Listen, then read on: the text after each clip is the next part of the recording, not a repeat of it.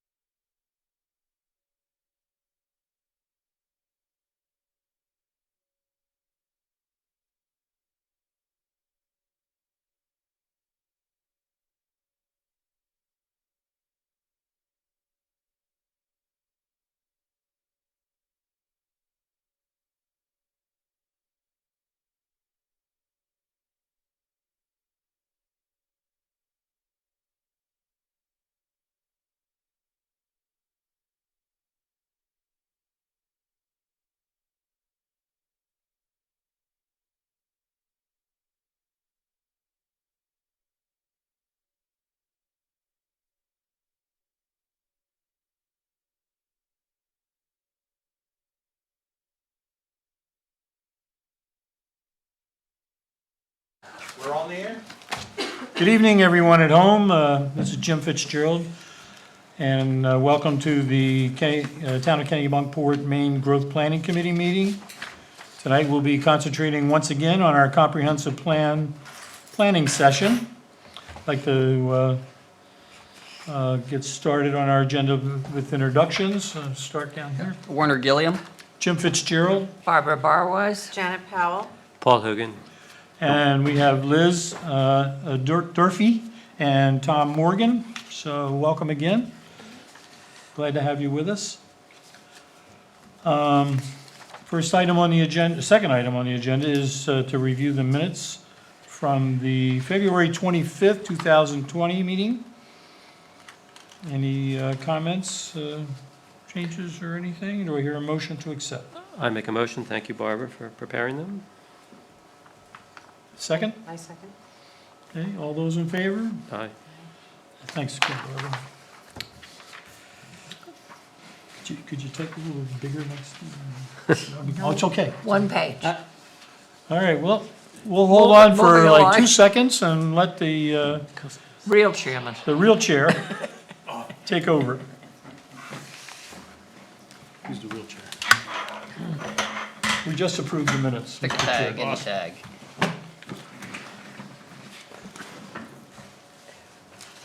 Welcome all. Sorry I was a bit late. So just did the minutes. We will move on to the review of draft 1 of the Natural Resources chapter.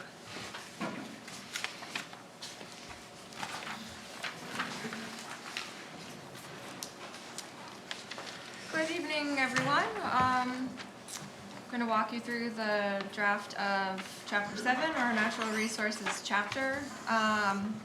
As always, feel free to interrupt along the way if you have any questions.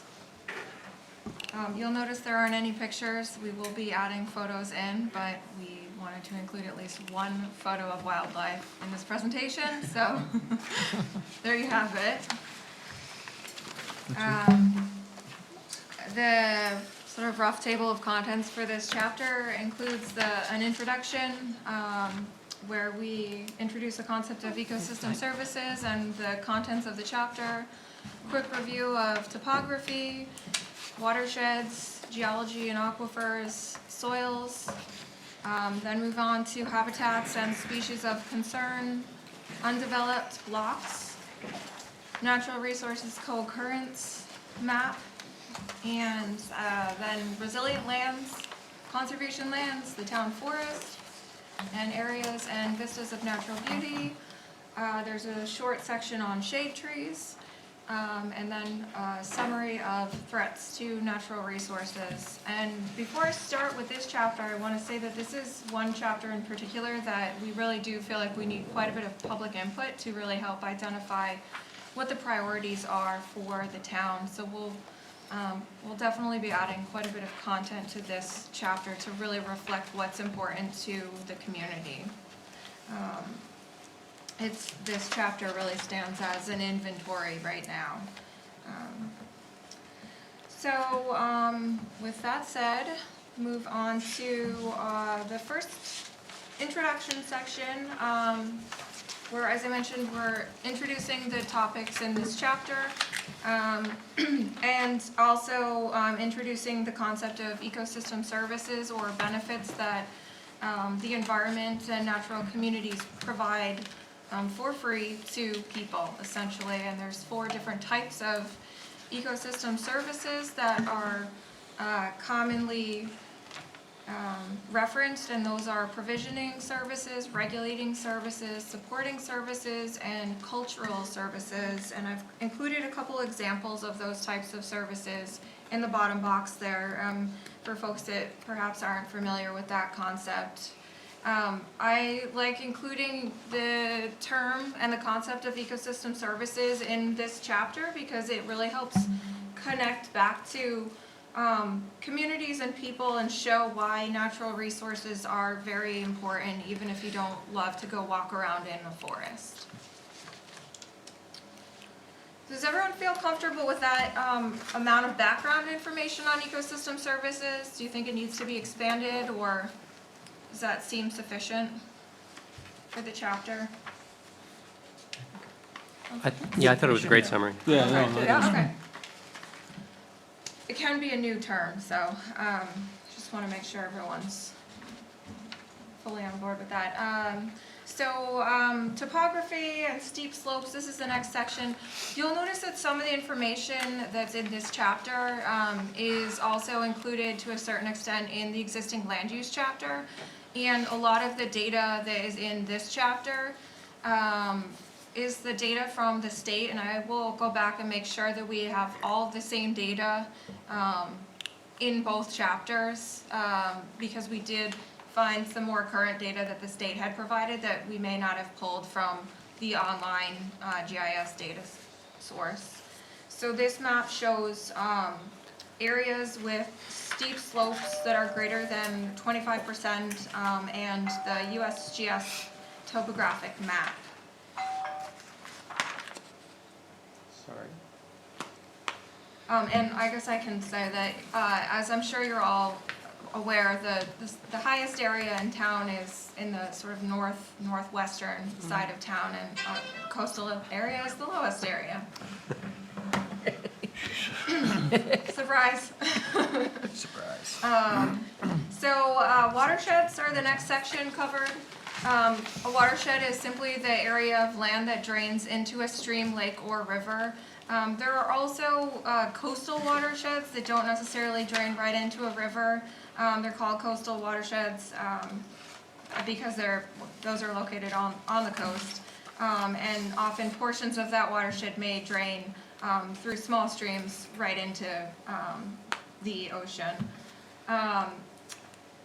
Watersheds are really significant because all of the land use and activity that occurs throughout an entire watershed, even if it's very far away from the body of water that it drains into, can have a really big impact on the water quality and the habitat of that water body. And generally, the amount of impervious cover that is in the watersheds within Kennebunkport is quite low. 6.5% in the Kennebunkport River watershed, I believe, which is the green area. It's broken down into a couple smaller drainage areas.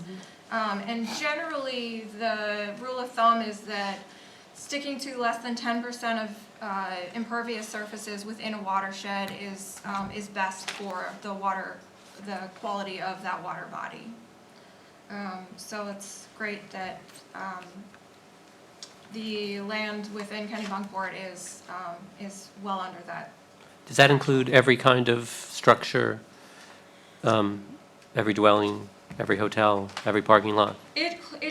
So it's hard to see, I think, small scale in the chapter, but everything that you see in the dark line there is what is included in that impervious surface layer, and it does, I have found that it does match up with the general areas of buildings. It's not perfect, though. These aren't building footprints. Right.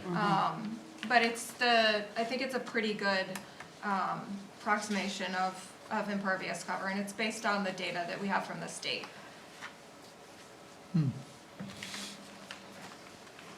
mean, that's compared to the EPA 10% impervious surface threshold. Is that the same kind of technique they use to identify that? I mean, is there something that happens if you were to exceed that threshold for the town? Generally, the assumption is that the water quality declines, and the habitat and the sort of the geomorphology of the stream can be impacted with greater levels of impervious surface cover. Now, I don't think the EPA I'm not aware of a specific methodology for identifying which impervious surfaces they include when they come up with that, but I would assume that when, in general, impervious surfaces are your parking lots, your roads, your buildings, anywhere where water's not percolating directly down into the soil. So that's what EPA is referring to when they say impervious surfaces, and the GIS data, I think, has captured most of that. I don't know if it's perfect in terms of every single building footprint may not be captured. So That makes sense. because when I think a threshold from my work, I think of something different as being like you can't exceed this amount. And then it's, otherwise there's some type of penalty. So that's not really associated with, it's just a warning that It's if a you get to guide, that I would say level, it's a you'll. guideline. Yeah, okay. Yeah.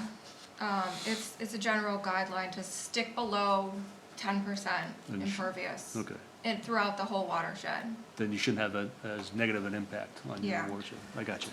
I mean, I don't know if there's a difference between 9% and Yeah, 10%. sure. Yeah. Question for, I guess it's Werner.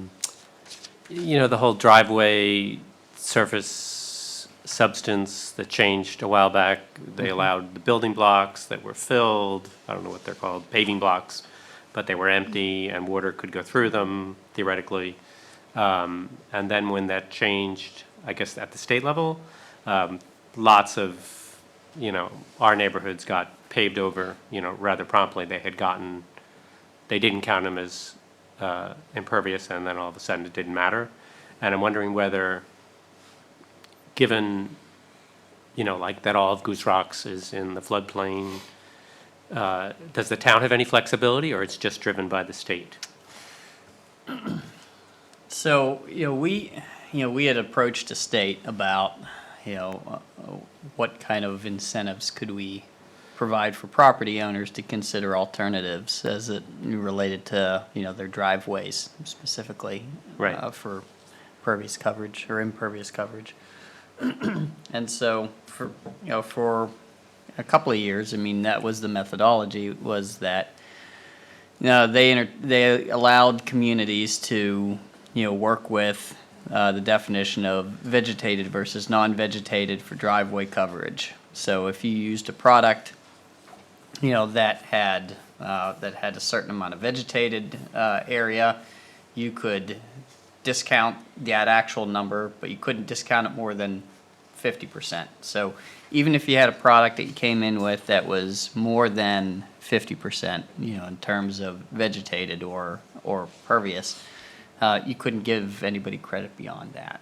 So, and so that went for a couple of years, and I think DEP wound up, when they pulled their support of that, what they said they found was that, one, their communities overall were not necessarily consistently applying the same standard throughout. Right.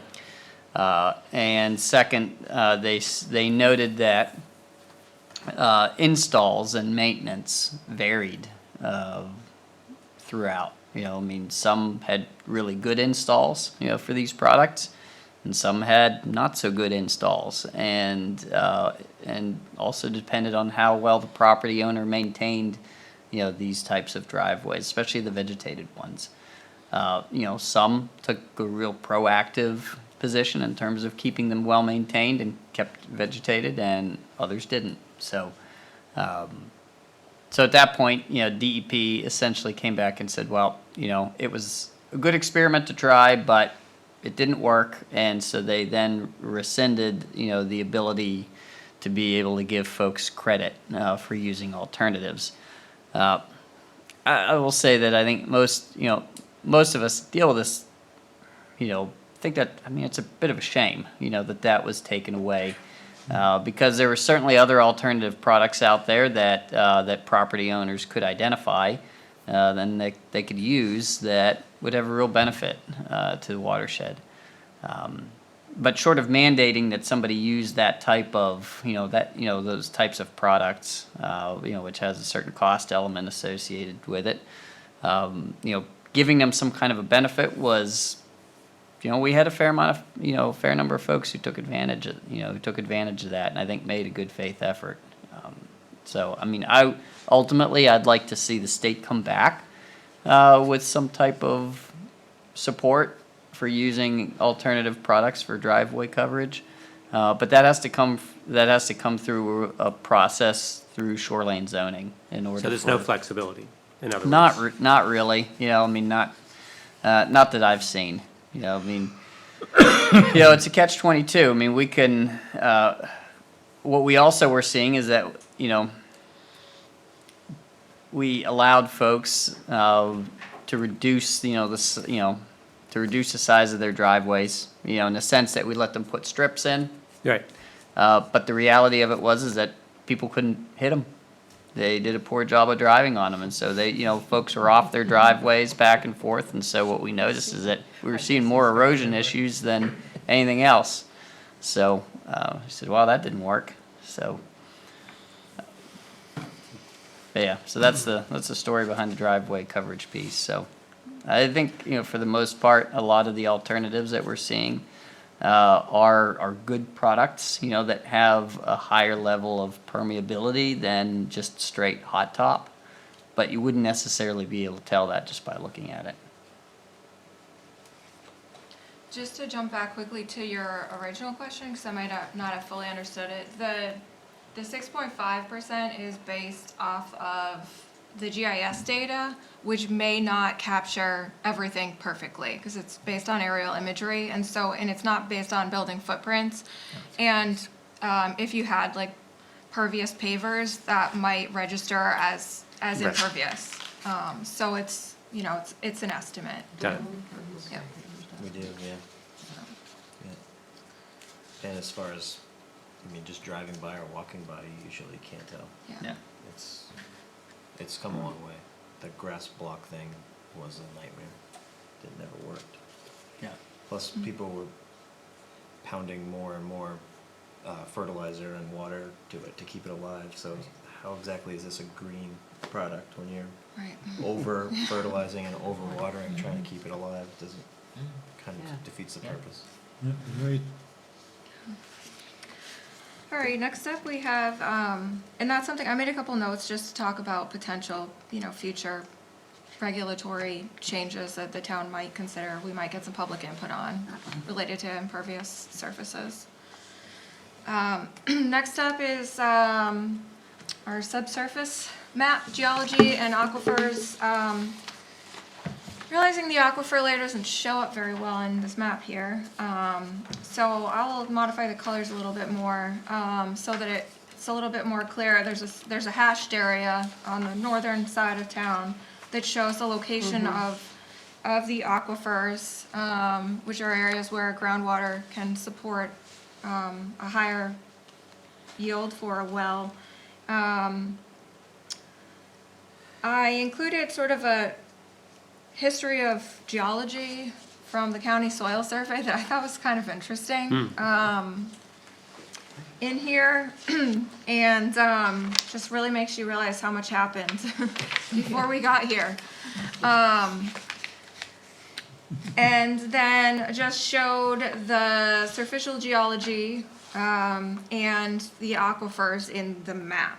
I think we'll get into talking more about groundwater resources in the water resources chapter. I didn't get into talking about wells and sort of availability of water in this chapter, because we will focus on that more in our next chapter. But I don't think it's a surprise to anyone that there aren't a lot of aquifers around this area, except maybe to Tom and I, because we're used to seeing more. Soil types, I have included the soil types, a table with a chart that shows what those soil types are, and then pulled out a couple of the sort of key characteristics that we often look to in planning and looking at suitability of sites for development. So I pulled out information on agricultural soils, forestry soils, and then the poorly and very poorly drained soils. Very little farmland of state-wide importance, and I think 1 acre of prime, less than 1 acre of prime farmland located right on the border. And less than 1% of the forestry soils, and that was group 2B forest soils, which aren't really prime forest soils either. 37% of the town's land area is poorly or poorly drained soils also. Interestingly, though, I did see that the predominant soil type, which is lime and rock outcrop complex, is considered to be a fairly well-drained soil that doesn't actually hold moisture well. So there's a mix of, I would say, generally poor soil in this area.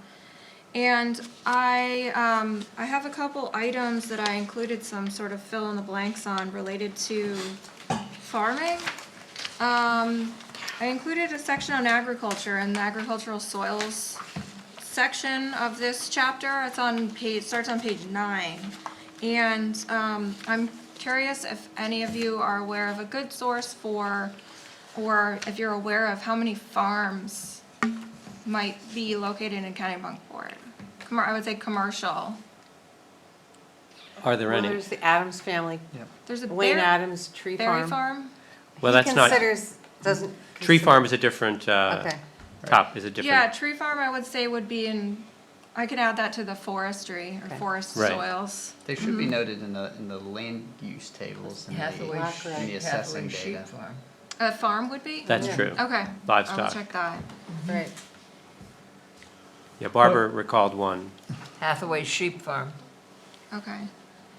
Would Black Rock Farm be Yeah. considered? I was gonna Black- say Oh, and Black Black Rock. Rock. And Okay. Helene's Black Rock. Yeah, Definitely. Okay. What about Wolves? Is Yeah. that a farm? yeah, wolves. Okay.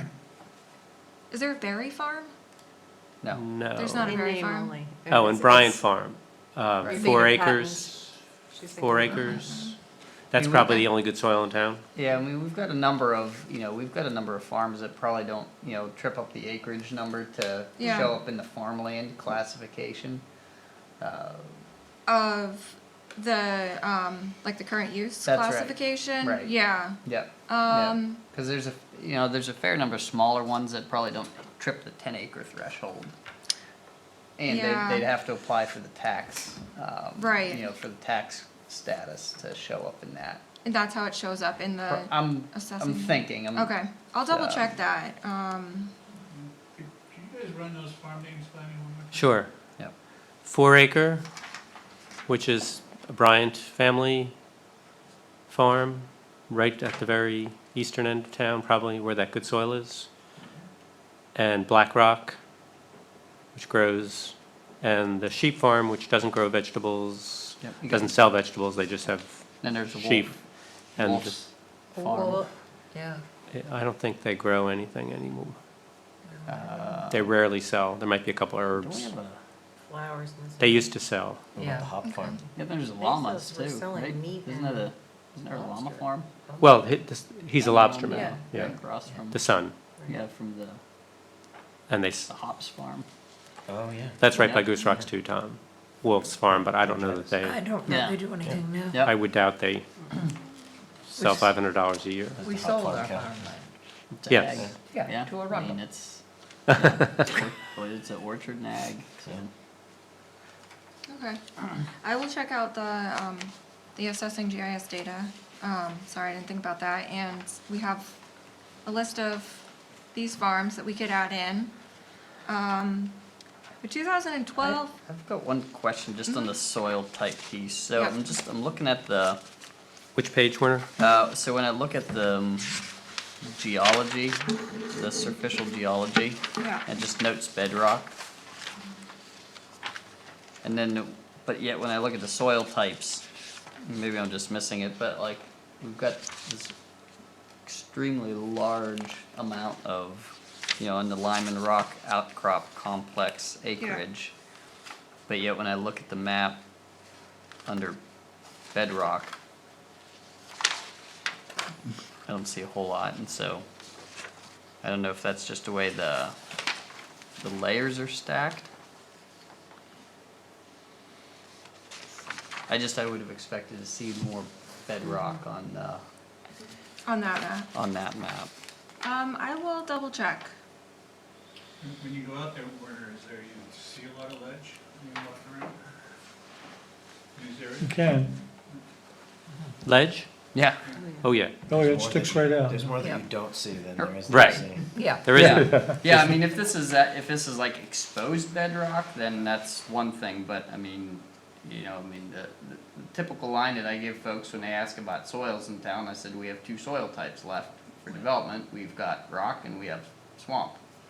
You know, those are, you know, and everything else is kind of built on, and, I mean, it's not, I mean, in terms of permits that we issue for blasting, it's not uncommon that, you know, that we probably issue, I don't know, close to 20 a year, you know, in terms of blasting, so it's, I mean, it's a fairly common element that we deal with.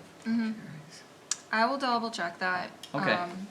Yeah, I just was wondering if maybe I the, just have a general question too. You think is there any impact to soils due to the Great Fire?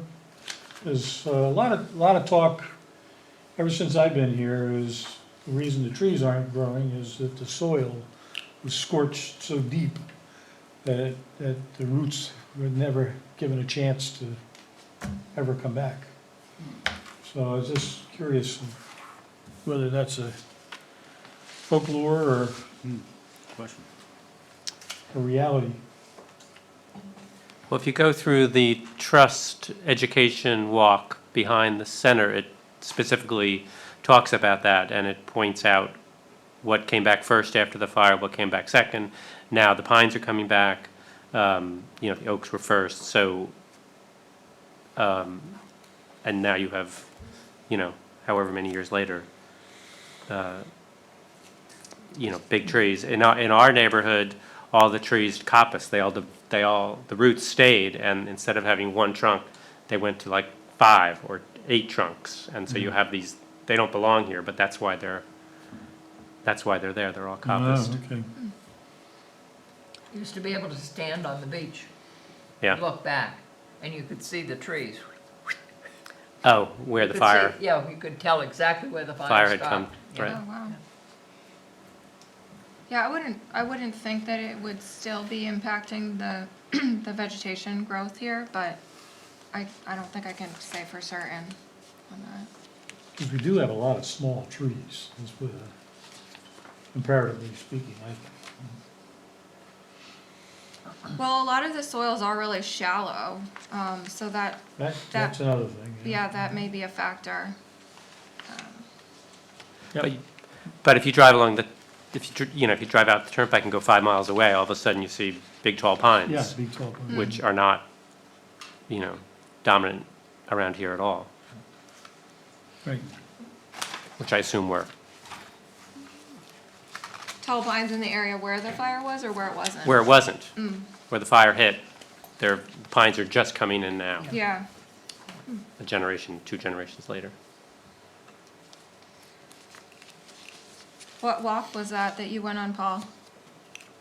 Which? At was the, it? behind the trust headquarters, Yep. they have an education walk that's nicely, it has very varied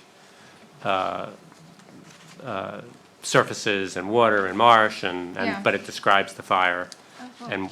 and what resulted from it. I'll have to check it out, thanks. And Werner, I'll get back to you on the bedrock. yeah.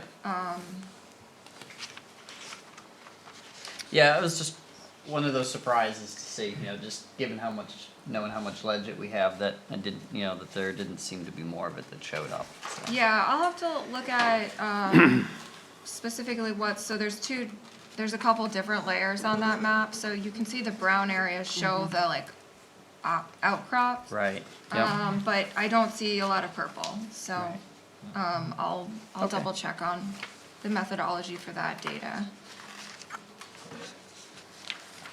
All right, we did soil. The next sort of sections of the chapter are on different, data layers that the state has provided, that show different types of habitat and, species of concern. And there's the data layer missing from your map. If you look at the one on the screen, it shows some white circles. And I realized after sending out that chapter to you that that layer wasn't turned on. So I will add that back in.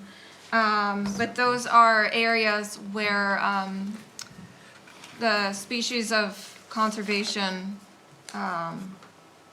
interest are located. and they were supposed to be included on that first map that you see.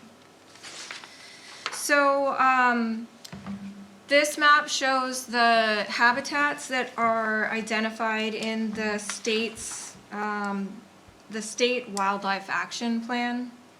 And the plan identifies a prioritized list of these species of greatest conservation need, which are also listed in the chapter. And in addition to mapping out the habitat there, I've also included a table below so you can see sort of the acreage totals of those different types of habitat. Central oak pine and northern hardwood conifer were the most abundant types of habitat. There's quite a bit of tidal marsh.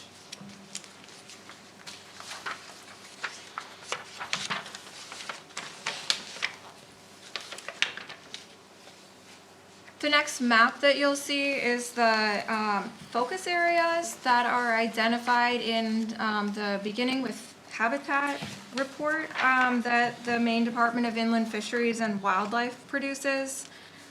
They've identified 140 different focus areas of statewide ecological significance in the state that support this is sort of an output of the Wildlife Action Plan, and 2 of those areas are located partially within Kennebunkport. One of them's about 50% within Kennebunkport, and that's the Biddeford Kennebunkport Vernal Pool Complex focus area.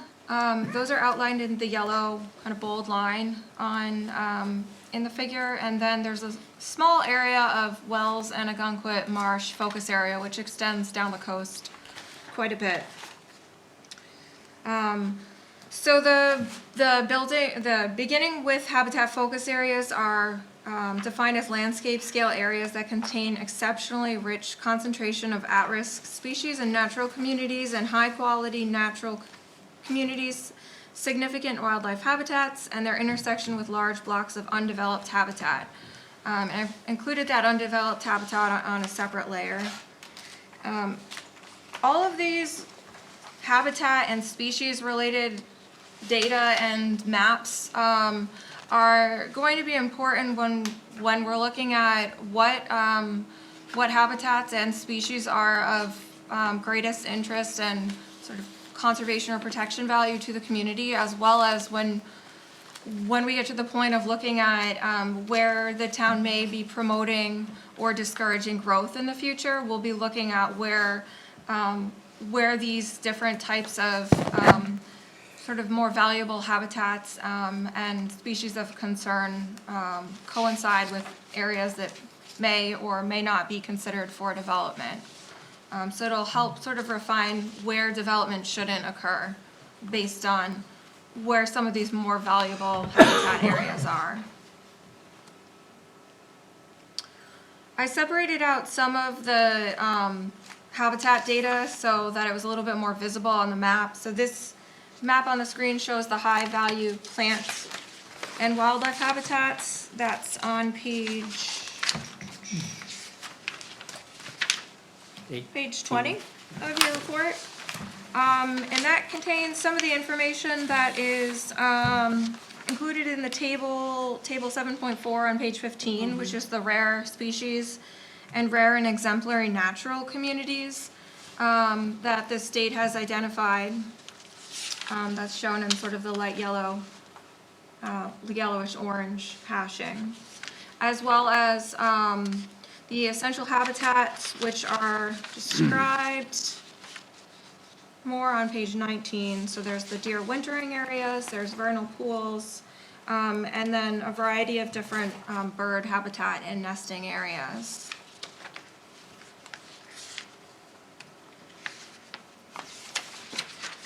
The next figure 710 on page 21 is those high-value bird habitat areas. Most of them are located along the shoreline there. Mm-hmm.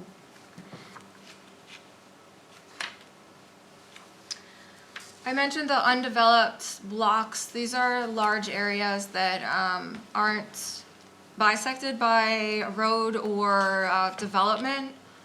So these areas are really important to wildlife that require sort of interior forest or habitat. They don't like the edge. And species that require like a longer range. And they're also where you can see the connected areas. Those are considered areas that that may be valuable for providing connectivity between some of those larger habitat areas.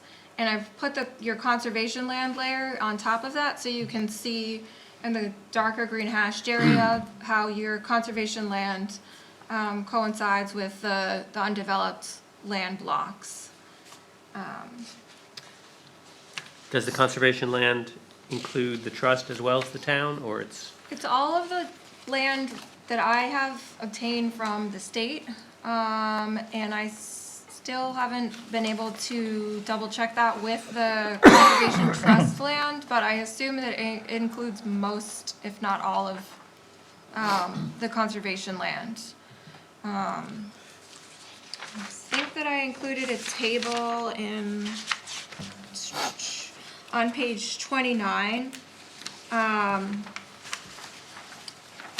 With some information about the conservation land and private. So about 71% is the privately owned land. So that would be mostly, if not all, the land trusts land.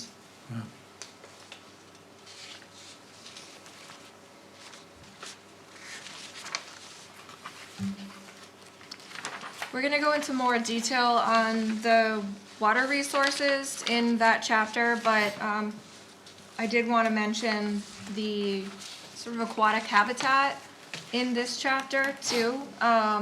So that includes wetlands and streams, rivers, and then also the buffers surrounding those aquatic habitats are critical to many of the species that either reside in the streams or along the streams.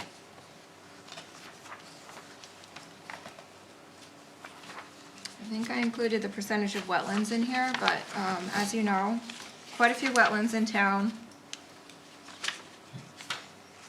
About 22% of the town's land area, wetlands, so. That's really good from the perspective of keeping land undeveloped. If you can't develop it, it's, it's undeveloped and Depends who you talk to. I mean, it provides really good, well, we're on the natural resources chapter now, so.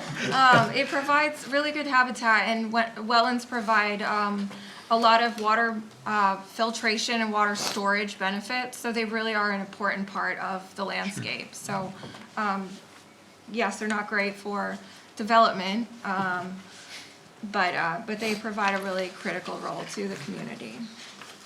I was just looking, Liz, is there a note in here, maybe I just missed it, that gives just a breakout of, here's total acreage in town, and here's how much of town is in conservation? Just as a percentage of the total acreage. There are 3,166.6 acres, so that is in the land use chapter, but I will put it in here too. So, That's one of the common questions that Yeah. folks sure. want to know.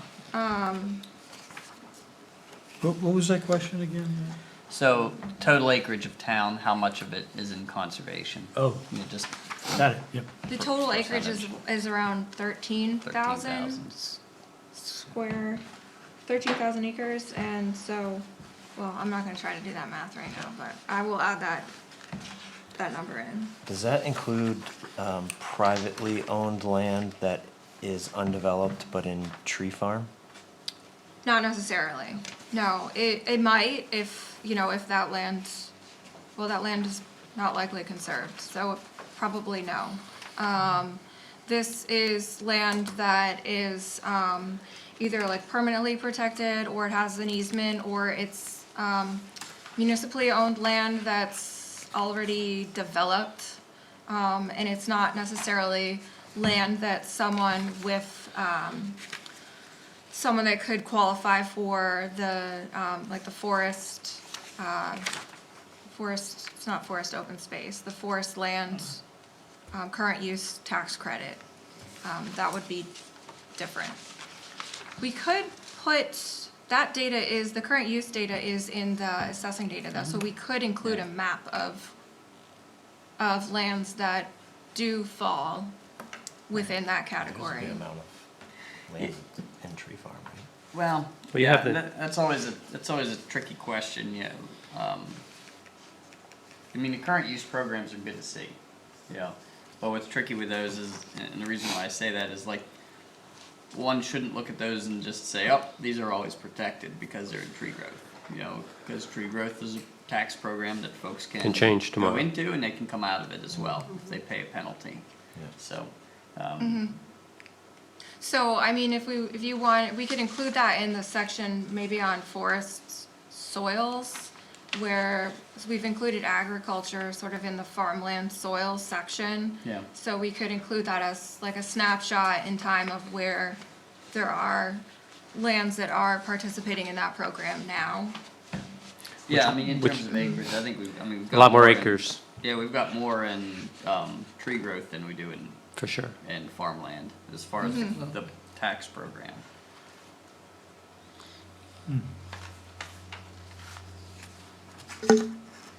And there is a summary of that in the land use chapter, but there isn't a map in either chapter yet that shows Yep. parcels in current use. Werner, has anything changed from Washington with regard to wetlands, or things have stayed the same here because everything drains right into the ocean, essentially? We don't have the problem of ponds or, yeah, I think, haven't the regulations? Yeah, so, I mean, I'm gonna answer that in the way that I think you're asking the question. So there's, from what I understand, there were regulatory changes that may have changed the definition of waters of the United States. Right. And so, and it's my understanding that is specific, it's specific to the Army Corps, yeah, in terms of what the Army Corps regulates. And my understanding is that was, you know, what was being maybe re-described were small streams, forested wetland areas, things like that, that were going to potentially come out of the jurisdiction of the Army Corps. So, but, you know, in terms of our local regs, it doesn't have any effect on us in terms of our local regs. You know, as it sits right now, and we haven't been told any differently, you know, so we haven't received any, you know, here's the new process now for dealing with wetland impacts. So, you know, our current process, when folks have a wetland delineation done on their property and they're looking to do some wetland impacts on, say, a freshwater forested wetland, you know, our process is we ship them to the Army Corps, you know, to get a permit through the Army Corps for what they're proposing, if it's a freshwater forested.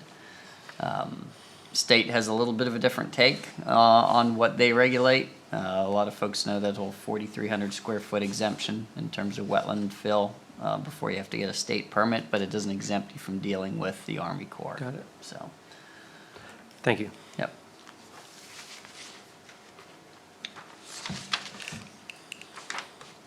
All right, next map in here on 26 is it's a co-occurrence map layer that was developed by the Department of Inland Fisheries and Wildlife, and it shows areas and some buffer zones that have like higher prevalence of natural communities, plants, and animal species that are listed as threatened or endangered, and areas of undeveloped land.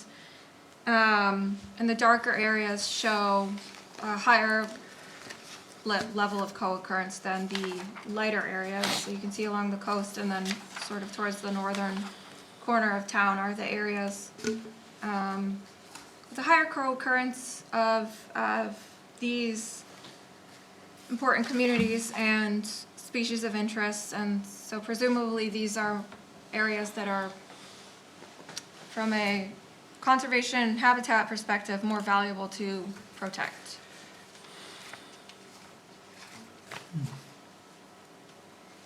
So even though there's some development in these areas, I think the prevalence of the marsh and some of that habitat for the shoreland birds really kicks up the co-occurrence value in this area, that area of the coast. Well, actually, come fall, the people move out and the animals move in. Happens. Oh, that's true. Yeah, it does. Yeah. At Goose Rocks, it's really quite remarkable when you can look out, see deer, coyotes, bear in your Wow. side yard at a highly developed area like Goose Rocks. So just so I understand this table here, so when we're looking at the 7+, that just means we're dealing with, over 7 different species that are interacting in the same area? No, it's just, I think it's just a scale of 0 to Okay. higher than 7. Got it. It's not necessarily, it's a value, it's not necessarily a number Got it. of species or habitats. Okay. They weight some of the different inputs differently. I would have to get in touch with the state to find out exactly how they weight things differently. I think there's some sort of judgment calls made based on probably the rarity of species may get a higher value. So the 7 doesn't necessarily mean 7 Okay. layers of Got it. something.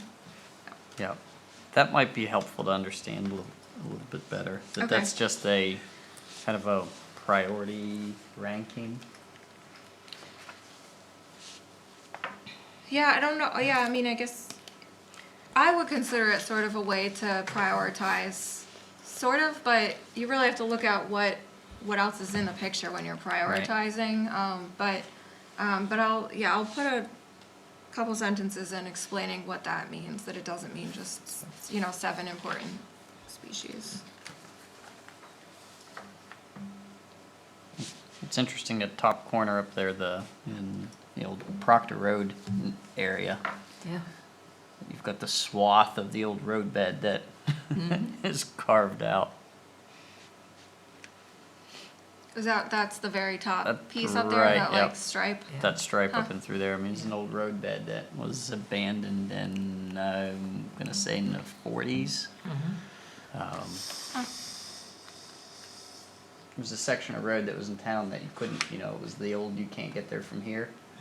Oh, yeah. Without, Yeah, without leaving town. that's right, Yeah. so if you had to get there, you had to either travel through Arundel or Biddeford to get to that part of town. Yeah, I don't see how that little corner shows up in the other data layers, but it Yeah. might be like a combination of layers together there That could be. that show like how that actually is formed.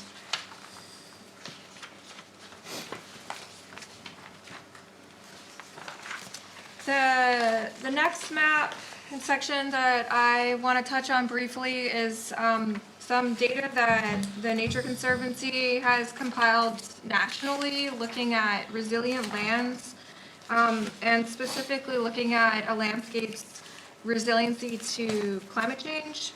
And I pulled out some of the sort of meter readings for Kennebunkport. You can actually upload a shapefile with the outline of the town to the online mapper, and it will spit out some values that show resilience, landscape diversity, and local connectedness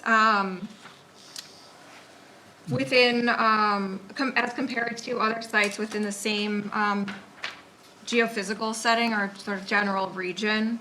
So Kennebunkport really scored right in the middle, average compared to other sites as a whole. And you can see in the map that there are areas that are darker green areas that are, and darker blue areas that are far above average scores. And then other areas that are, the paler yellow is average and the darker oranges are below average. So the meter reflects sort of a composite of the score town-wide. It's a pretty cool tool, though. You can zoom in on, you know, your location, either a town or a street, and see how your land in that area scores. And basically, this information can be useful in identifying how to help species and habitats respond to changes associated with climate change, whether that be sea level rise or changes in temperature and precipitation, as you can imagine, are going to impact the natural communities quite a bit. And some species will be able to migrate and others won't. And some of the resilient lands are key to helping sort of facilitate that migration and adaptation. I think one of the areas that the northern side of Kennebunkport probably scores a little higher is because there is a little bit more diversity in the topography, and some of those microclimates can be really important. Just, you know, the other side of a hill can be a shadier side, northern side could provide a different habitat than the southern side, so that helps sort of increase the resilience of that area for different species who use it. So I think that data is pretty interesting, and Tom's going to pull up a mapper that shows a little bit more on what the Nature Conservancy has done with looking at resilient lands and marsh migration specifically. Conservation land we touched on briefly. I will add the total acres of the town in there.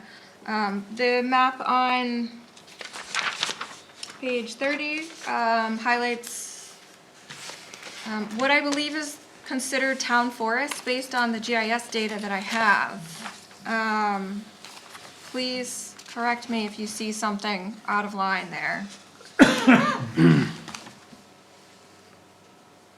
So the town forests comprises 19 parcels, nearly 1,000 acres are designated town forest land. And this is over 30% of the total conservation land of the town.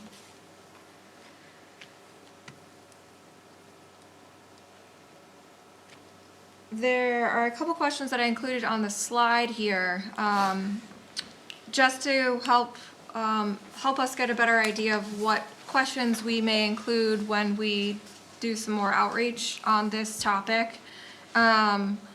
Whether there are, whether you're aware of management plans for the town forest, and I know we'll be engaging the land trust in this discussion also, but the status of management plans, trails, other sort of maintenance needs and improvements that are desired by the town in some of these areas. The 2012 plan mentioned a town forester and noted that the position had very few hours. So it's a very limited role the town forester served. Is there still a town forester now? I saw there was a tree warden. We have a tree warden. Yeah, so we have a tree warden, right, that works John. Works with the shade tree committee. Okay. And so that's, I would say the tree warden's position is tied directly to the shade tree inventory and makes calls regarding maintenance of the shade tree, the shade trees. Crazy, John. As far as Which I assume would deal mostly with trees along roadways That's correct, and yes. neighborhoods. that's and right, it's all the Not forests. No, it's not Forest it's not the forest areas. So we do, the town has been working on the establishment of a management plan for the town-owned portions. Okay. And so I've got a note here we'll send this to Mike Claus, who's our Public Works Director, so that working through the management plan is, that's in his court. So I can send this to him great. and ask him to provide just some comments on, Okay. the current status of the management plan. Oh. And that was Public Works? That Correct, was it? yes. Okay, cool. Is tree warden an arborist? No. No. I think, No, Bob Palmer, Hale and Bob I think we was- should raise the Bob was same tree warden for a long time. question regarding the beach. The town is, I think stayed away from management because of a long lawsuit, and that's over, and the ownership is cleared up, and we really don't have a management plan for what happens after a storm. How do you protect the grasses? How do you protect the dunes? How do we advise homeowners about what to do? What's the best practices for walkways? All that. Yeah, that would be a great section I'm sure to people go into include. Werner and ask, but Stay people off that, the grass. what's that? Stay off the grass. Yeah, but you go Yeah. to towns that have management plans, and it's clear when you go to those beaches, you can see the management plans. You see angled storm fencing after Yeah. a storm. You see Boy Scouts planting plugs. That's And definitely a great thing to include. Thank you for bringing that up. I'll add a section in on that. We did include I mean, you some- discussed the vulnerability of, Yeah, and the fragility of the sand dunes and the grasses and all that, but yeah, but I think a section that calls out that need for management would be good. Thanks. The 2012 plan highlights some areas and vistas of natural beauty, scenic areas, and I've listed those areas in the chapter for now, and that's something that we'll want to confirm with the community. Maybe add some areas, change areas, just see sort of what the current residents are feeling in terms of the important areas and vistas of natural beauty, and then include those on a map. with I some would love photos. to include the night sky here, because we're losing it rapidly. The fancier houses get, the more bright lights go up. I used to be able to sit on my deck and with my kids and see unlimited darkness. And there isn't a single new house, it's just that 25 years later, every Yeah. house has runways of lights, and you have to go to different spots now to be able to see the stars we used to be able to see. I know we have some lighting part of the ordinance, but at least from my perspective, it's not adequate. And particularly in my neighborhood, people are gone 10 months a year, and yet They light. they're lit all winter long. Oh, really? Yes. Oh, Well, yeah. we're lighting the trees in the backyard now. Yes, the trees in the backyards, the Love it. pointing the lights up, Wow. showing the architectural features. Okay. And the result is you can't see the sky. I have to go out to my backyard and look in the other direction toward Biddeford. I think that's a great idea to add that in. Does anyone have any other areas that they would like to We do have add one house in with 35. for now? Oh, But they're low. But- right, But they're 35. Yeah. Well, counted 35. There may be more because we didn't walk behind. What about Cleves Cove? This is definitely an area that we'll, yeah, Cleves we'll want to Cove get would some be public good. input on, and then add some photos of some of these areas to really showcase why they're Yeah. important. What about Cleves Cove? yeah. Yeah, we'll add Cleves Cove to the Cleves current- Cove. Right. What was that name of that cove? Cleves. Cleves. CLEAVES. But you're not allowed to take a picture of it, Tom. Why not? We don't want people to know that it's there. We could Oh. post the name. There's no, I can there's take no it- parking, Everybody so knows it's- it, but Well, I could take a What we picture call a of it and local it wouldn't place. come out as well. And then Tom wouldn't let you put it in. Yeah, that's true. All right, and then just because you do have a shade, an active shade tree committee, I included a section on shade trees. I like shade trees a lot, so, I think it's important to recognize the work of that committee and the fact that, that the community is recognizing the value of shade trees in here. The last section is just a summary of some threats to natural resources, most of which are covered throughout the chapter. Loss of habitat. I was curious what your perception is on the impacts of tourism and recreation potentially on beaches and other areas in terms of potential impacts to habitat. Definitely. Big concern? Big concern. Medium concern? Big concern? Huge concern. People are the biggest threat to natural resources. Yeah.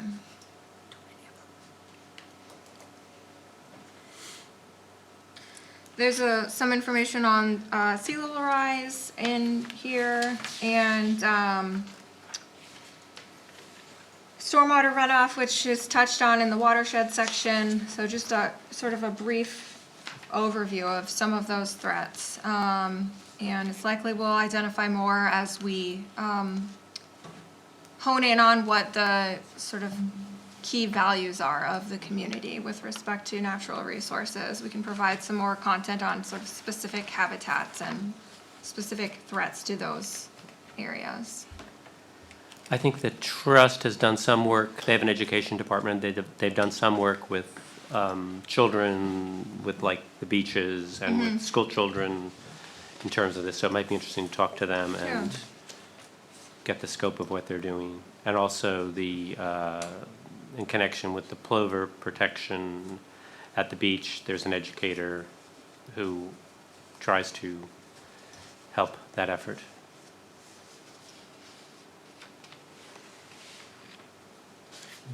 Great. Anyone have any additional comments, questions, concerns? I will also mention that once we compile these chapters and get them organized, we won't have such a long list of endnotes. We'll be able to hone the list down a little bit and reference the same resources throughout the document, so it won't look, we don't want it to take up quite as much space, but we like to have the information there for people who want it. So. On the map on page 20, what's a high-value plant polygon? So that is one of the instances where there is a high-value habitat and they didn't identify what it is any more than, I think that's the field on New Bedford Road. New Bedford Road on the Yeah. right-hand side? Yeah. yep. Where a house is going in as we speak. It's it's just an area, like a specific area that's identified as having high-value plants, but there's no information on what the plant is. Oh, okay. Which I'm assuming is to protect the plants, because there's a few instances where the data says rare species, but it doesn't say what it actually is. So people won't go. Yeah, take there's them some So really people don't go in interesting, there. Yeah. there's some really interesting lilies in there Yeah. and things you don't see anywhere else. There's also an area it's an oak hickory forest on the northern end of town near the coast. It's one of the rarest, it's rated S1 in the state. So it's a extremely rare habitat and there's 12 or 13 acres of it up sort of near the coast. Is that on Bryant land? That Warner? I'm curious to check out once it's springtime. I think it's even beyond Bryant. That would be, in a way. In a way, up in the, yeah, Yeah, yeah. In a way, is it a name of a road? yeah, that goes way deep. No, that's, Ebb tide or family that's Oh, back I there. see. Yep. Yeah. So.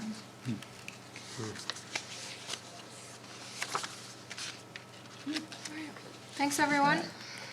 Thank you. Thank you. Any more questions on this chapter? No, it's great. All right, nice job. Mind-boggling. A lot of information in here. Oh, is this the same one? Oh, it is. Excellent.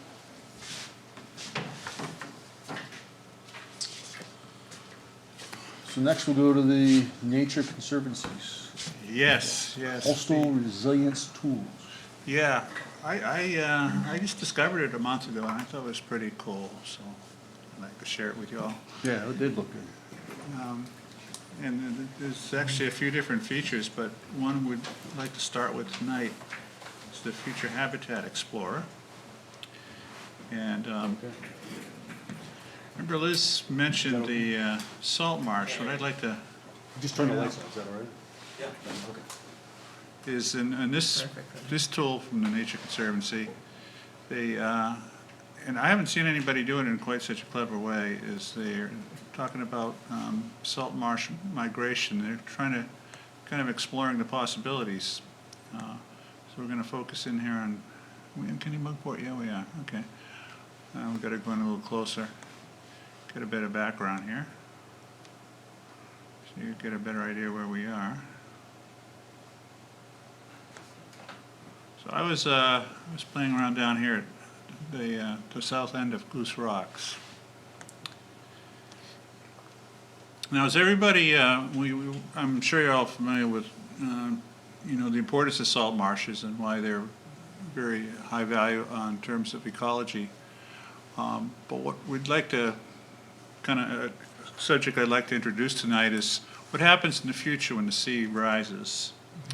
Well, the first thing that's going to happen is there would be a threat that the salt marsh could go underwater and you'd lose it. What scientists are discovering, though, is salt marshes, if you give them enough time, they can kind of start to creep up also along with the sea. What nobody knows for sure is if they'll creep up fast enough. And chances are, if the sea continues to, rise pretty rapidly, the salt marsh will not be able to keep up. But there's a plan B. And that is, they also have a theory that salt marshes have the ability to migrate inland. So they can actually move to land that's not currently salt marsh and turn that land into a salt marsh. Now, I think nature would kind of find its own way if it weren't for one problem, and that's us. We're kind of in the way in a lot of ways. So what I'd like to do is, let people be cognizant of the ways that we are in a way, and then what we could do to kind of plan to get out of the way to make it possible for some of the salt marsh to migrate in. And the Nature Conservancy's been working on that, and they've come up with this clever map. This is what happened. If you see the little color that just popped up, that's 1 foot of sea level rise. I'm going to go a little closer if I can here.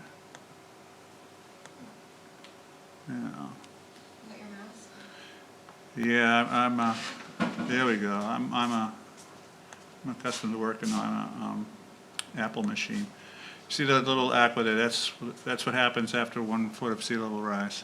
And you go up to 2 feet over here, and you can see it floods a lot more. So if we weren't in the way, this is kind of what would happen. This is where the salt marsh would go. But there are, and Nature Conservancy has mapped the wetlands. That's the obvious place where they're going to go. They're going to go to a nice low flat area that's already close by, that's already kind of wet anyways, and that will become a salt marsh. That's the easy scenario. Now, one of the ways that towns and cities get in the way of this process is they build roads, and the roads have culverts. And the culverts are designed to, get as much water from upland down to the sea where it needs to go. Well, oftentimes these culverts aren't big enough to enable a salt marsh to migrate up in the other direction. So what the Nature Conservancy is doing is they're going out there figuring out, well, what needs to be done to this culvert in order to make this possible in the future. And they've mapped it here. They call it road stream crossing barriers. In this particular watershed, it includes wells, Kennebunkport. You can see the numbers, 101 of them that they've identified. You can also see over the sea here on the left, each time the sea goes up, you get more potential acreage of new salt marsh. They go up to a meter, and the acreage has gone right up. And anybody want to see 6 feet, what that looks like? Well, why not? Some of us won't be alive when the 6 feet comes, but that's what 6 feet looks like. Now, this is part of this is theoretical. That wet meadow there, that will work really pretty slick. That's going to happen pretty easily. You can see also the water is going to want to go into the cottages and Goose Rocks, and that's not going to happen so readily. That's not going to make a good site for a new salt marsh. So we can kind of discount that part of the map. But I think the job of the town and the planning board and the growth planning committee is at some point this is all going to be happening, if the further in advance you start to think about it and start to plan for it, the easier it's going to be. And I've been doing this down in coastal New Hampshire for a while. I wasn't getting very far until Nature Conservancy came along, and boy, they know a lot more about it than I do. So we're working together making that happen. But one of the obvious challenges is all that aqua land there that's owned by somebody for the most part. You got to negotiate with the property owner and see if they're on board with this whole idea. And if they're not, just make them an offer perhaps. Some of the land is already owned by the, let's see, it's already been purchased for conservation purposes, current conservation land. See, Nature Conservancy thinks of everything. Yeah. So in some cases, it's not going to be such a hard lift. You got, low wet meadow, and it's already been purchased for conservation or has a conservation easement on it. I think where the town's really going to pay attention to these road crossings that are going to impede migration. And the Nature Conservancy I'm sure they'd be, happy to come in and give you some advice on that if you're interested. And at the point that you go to renovate those, replace them. Yes. To do it right. Yes. There's one down in Seabrook, New Hampshire. We're not waiting. We just said, let's just try it. Let's make this thing bigger. The one that's out there isn't very good. Nature Conservancy has come up with some dough because they knew the town wasn't going to want to spend money on that. So this is showing how potential marsh might migrate Yes. based on the sea level that you select. Yes. But it's not showing how the sea level itself comes in and wipes out some of the marsh, right? No, it doesn't. We could show you that too tonight. Our tonight's theme is natural resource conservation. Well, it's just not the super flood of 21. Remember, take note of this website because it has another part of this tool. I'm afraid I'm going to lose this if I switch over. It's pretty good. It shows what roadways get flooded during various sea level rise. It's going to cut people off from emergency services. So, for example, if the sea goes up 1 foot, there's going to be several places where roadways are going to be no longer accessible. Sure. And there'll be like over 100 houses that are going to be out there, without the ability of the ambulance to get there. Werner, does the town have, somebody comes in and measures the salt marsh,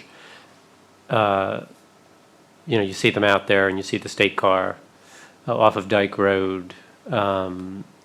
Is there a data set of what's happening out there? You referring to the folks who do the beach monitoring? No. There's some part of the state, I believe it's the state, that is looking at the salt marsh off of Dyke Road, and they've been there for years and years and years and years. You see them several times a summer out there with measurements. That they don't do it at the salt marsh at the east end. I've never seen them, but you see them with some regularity. I don't know who it is. Yeah, so I'd say if there's a publicly available data set, that it'll be hosted through the main office of GIS, if there is one. That's publicly available. I'm not aware of of a particular group that's coming and doing what you're describing. But if there's a data layer there, that's where it would be.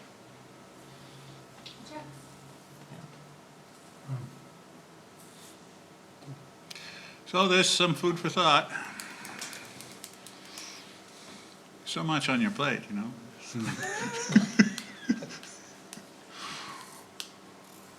Okay. Well, it's an important piece, right? It is, it is, Spending billions down in New Orleans trying to get their wetlands back, yeah. right? Because they lost them due to how we developed Yeah. it and how the storms have So affected it. the challenge here is just, you know, see if we can get out of the way and let nature save itself, you know? Of course, it's gonna be some strategic decisions, and there'll be a few property owners you gotta negotiate with, and a few culverts that you need to address. Sure. One of those just got rebuilt. MDOT, the Tyler Brook one. Right. Any other questions, comments on marsh No, migration? I'd, you know, recommend that you, when you go home, take your time, go to this website and just play around with it, because it covers the whole town. You can zoom in as close as you want.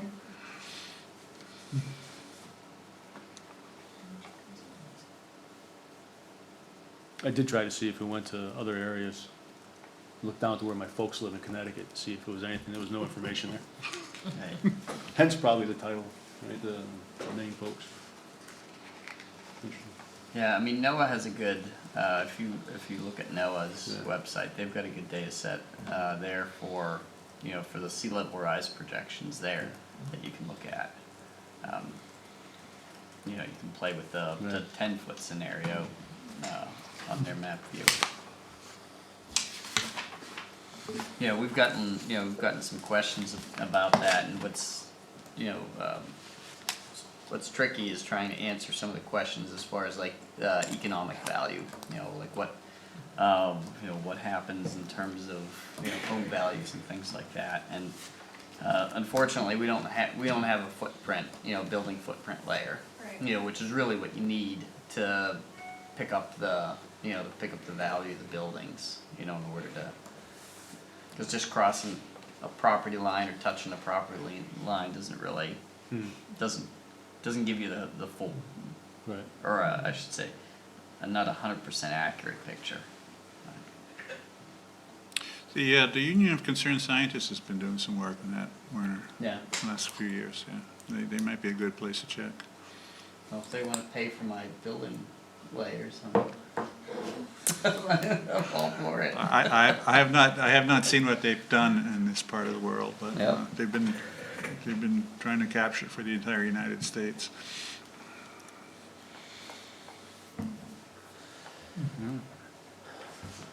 Thank you, that was great. Thanks. That was Any wonderful. other questions? All right, next steps? Energy. 2 weeks from tonight, we'll be talking about energy. And there's a lot of activity up in Augusta right now, as you know.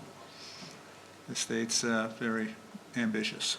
And that's, of course, a lot of it's going to land right here on the local level. So we'll be talking about that in 2 weeks. Okay. I saw that the fire chief of Kennebunk just got a brand-new Tesla Yeah, I saw that. as his chief's car instead of a Yeah. Tahoe or Suburban. He'll get to the fire first. So long as he remembers to charge it. Yeah. Oh, yeah.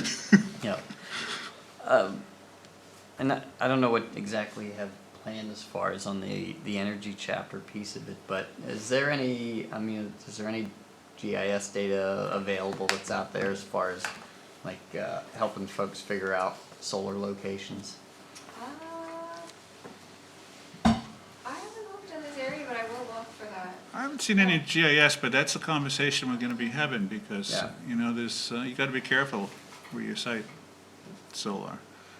Yes. Yeah, there'd be really general information. Yeah. And probably better information for wind than Yeah. for solar, but, Yeah, I just didn't know like if there was, a connection with, topography and,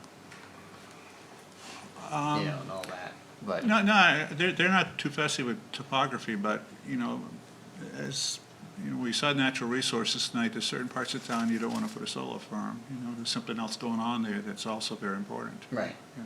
yeah. I just suspect that's, you know, that's a conversation that will come up. Yeah. You know, at some Yeah. point. And what I've been told is Massachusetts got really enthusiastic, and they created all kinds of subsidies for solar farm development, and forests have been coming down in the western part of the state to make room for the solar farms, and people say, wait a minute, you know, where's the gain here? You're gaining the solar, but you're losing the trees, you know?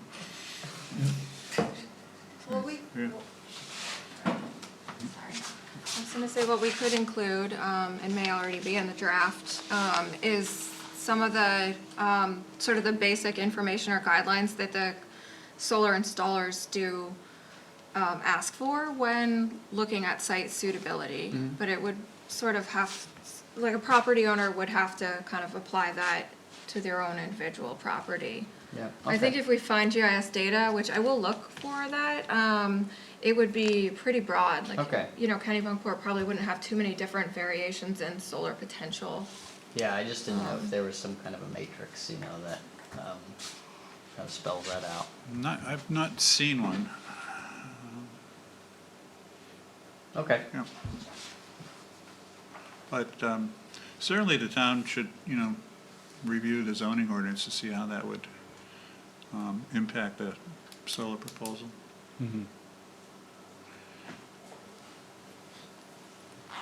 Also need to be careful on the public safety side of homes where we throw up solar panels on the roofs, the load that adds.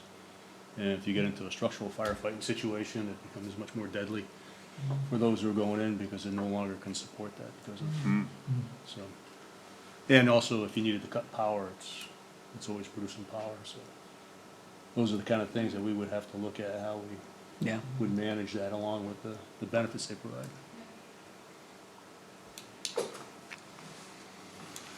Well, I think you cut power the same way, don't you?